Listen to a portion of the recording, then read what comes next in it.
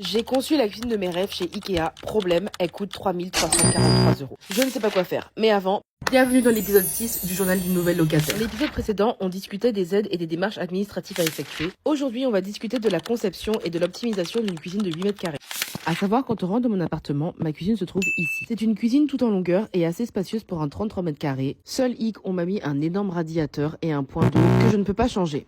Une semaine après mon arrivée, oui, une semaine, j'ai pu enfin insérer mon frigo et ma cuisinière, mais également les mesures restantes afin de savoir quels meubles je pouvais mettre. Malheureusement, même si on m'appelle Bobette la bricoleuse, je n'ai pas réussi à trouver les meubles adaptés pour ma cuisine et je me suis dit qu'il était temps que je demande de l'aide d'un professionnel. Direction Ikea pour effectuer la conception de ma cuisine. J'ai donc pris rendez-vous sur le site et j'ai apporté avec moi l'inspiration que j'avais créée avec l'IA. En arrivant, on a été pris en charge directement, on a commencé à effectuer les plans en 3D. J'ai donné les mesures, j'ai expliqué où se trouvaient les points d'eau et les électroménagers qui étaient déjà présents dans la cuisine. Ce que j'avais également besoin en termes de rangement, les couleurs, les façades, enfin toute la cuisine quoi, t'as compris. Là, avec ses petits doigts de fée, elle a conçu la cuisine de mes rêves. Elle a optimisé absolument tous les recoins, j'ai du rangement partout. J'ai même une hotte les gars. Non mais regardez-moi cette beauté, je suis vraiment amoureuse de cette cuisine. Il va falloir que je trouve une solution parce que niveau budget, on est assez serré. Mais ça, on le verra dans un prochain épisode. N'hésitez pas à me laisser des commentaires si vous avez des solutions. Bisous!